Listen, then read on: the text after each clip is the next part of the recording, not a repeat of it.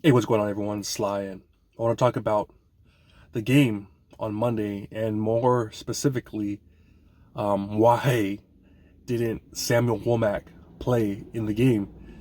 And every day before the game, I always look at the inactives, and it was funny. I had a dream the night before that Jason Verrett actually played, and when I saw that he was going to play, I was like, "All right, that's awesome!" I was pumped up because I'm a fan of Jason Verrett. I like his story. I like what happened, how he just able to bounce back, keep coming back, not giving up.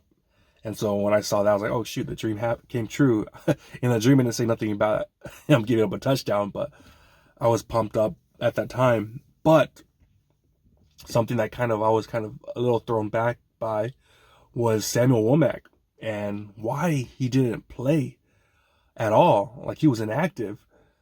And I saw that we had brought up Jeremy Nichols, added him to the 53-man roster. I was wondering, oh, whose spot is he going to take for the game day? And it looked kind of like it was Samuel Womack's spot, which Jeremy Nichols, let's be real, he just pretty much would be playing special teams, and that's what he did. We hardly give the ball to Jordan Mason, so it doesn't really make sense even to have three running backs on the team, because it's always going to go pretty much to Christian McCaffrey. So that was kind of weird seeing that. And you know what? Special teams actually did hurt us quite a bit. There was one play where they gained like, I think, 30 plus yards, and then Wisnowski hit him after the play, and it was like another 15 yards. And right before that play, it was a false start on McNichols as the gunner. And that kind of threw me off a lot. Like, doesn't Samuel Womack do that? Isn't he the gunner? Isn't he like one of the fastest dudes on the team? When the ball's up in the air, he times it like perfectly. He he's one of the guys that helps makes Mitch Wisnowski so good, because when Mitch punches it inside the 5 yard line, Samuel Womack, he's right there to catch that damn ball. So to me, that was weird, like not having him on the field when he's such a good special teamer, especially that Greg Odom was out. And during the game, the first half, let's just be real, man. Let's be honest right now. Ambry Thomas, before he got injured, like, he was getting torched. I'll be the first one to say he was getting beat bad. There was plays where it was like third down and like 15, and or second and 15, 16, he gave up like 12, 13 yards like that. I'm like, he couldn't handle their receiver, their young receiver, their first round pick at all. And so I was thinking, damn, who else could come in, and he got hurt. Verrett, everyone's kind of ripping Verrett for that touchdown pass. And to me, he had really good coverage. I'm not trying to make excuses for him. He had good coverage. Lamar was in the pocket, but when he rolled out to the left, I think he had to cover for like 6 seconds. When you do that, man, it's freaking hard as a cornerback to cover for that long.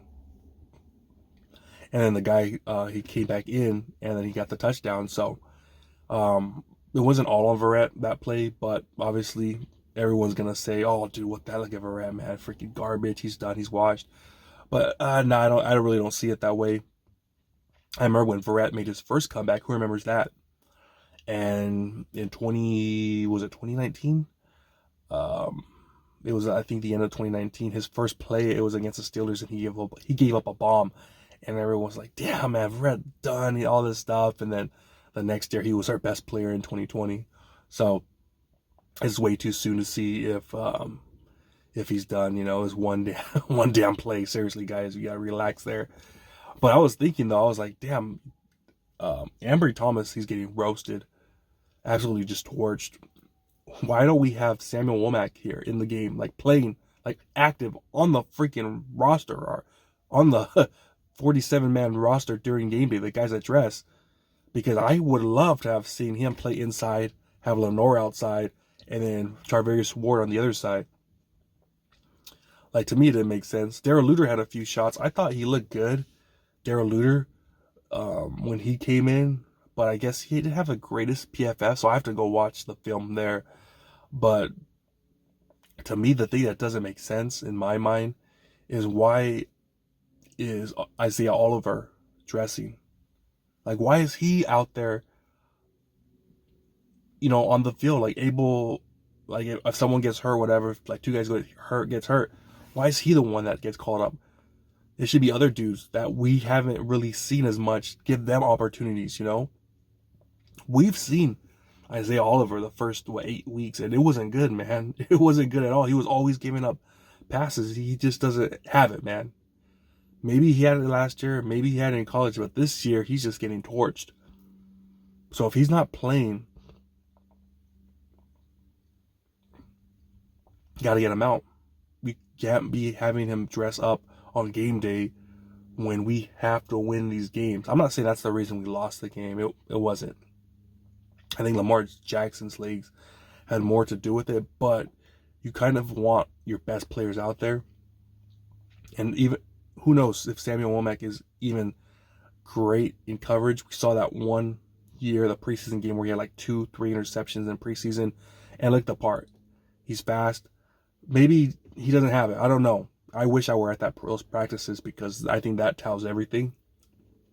But one thing we do know is this guy has been one of our best special teamers when he's out there, when he's playing.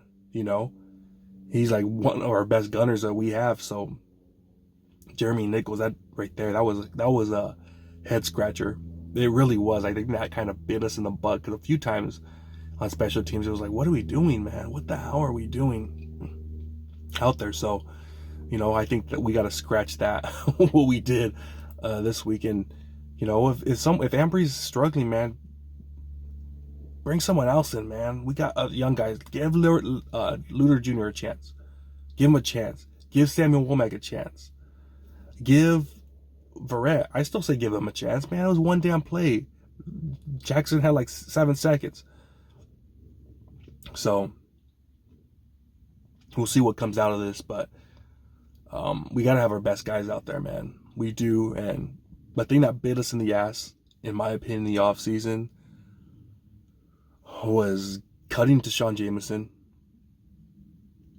cutting the guy from UCLA, Quantrez Knight. Like, those two guys in the preseason OTAs minicamp, they were balling. They did really good. And right now we're kind of, we're trying to find that piece. Like, who's the guy? And, we kept guys like Pryor. We kept guys like, I don't want to sound messed up, but Brock Purdy's roommate. We kept those guys. And cornerback's kind of been an issue for us. I mean, even the off-season, the trade deadline, we were trying to get guys, man. They were, at least, I got to give them credit, they were doing their due diligence. They were calling people. They wanted Patrick Surtain. They wanted Hobbs.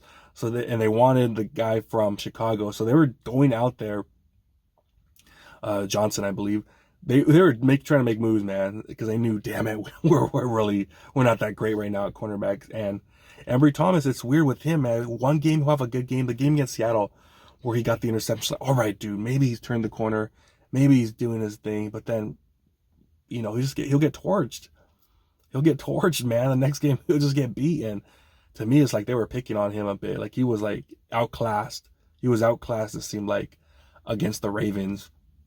He did make one good play where it was an open field tackle, where if he didn't make the tackle, it would have been a touchdown. So that right there was a positive play, but there's too many times where he just gets lost, man. And we're trying to find that second corner to have it be, Lenore on the outside, maybe, or I don't know. And obviously Charvarius Ward on the other side. And then who knows, someone inside. If it could be Samuel Womack, man, that would be huge. It would be huge, man. It would be absolutely huge. Or Samuel Womack on the outside and Lenore inside. Because, man, when we had freaking Mosley, that was it right there. That was the perfect secret sauce right there. When we had those three guys. Because our cornerbacks were badass right there. So we're just always looking for that third guy, man. Hopefully we find him. But Samuel Womack should not be inactive this week. He should not be inactive under no circumstances. His ass needs to be out there on the field, because he's amazing on special teams. And if Ambry's not doing good. I don't even know if he's gonna play. He's that hamstring, but his ass needs to give him a shot, man. That's all I'm saying. Give him a damn shot. He's fast as hell, and he might be better than we got. But that's what I got, man. Let me know about if you saw that Samuel Womack was inactive and kind of hurt us on the special teams. But let me know. Talk to you next time.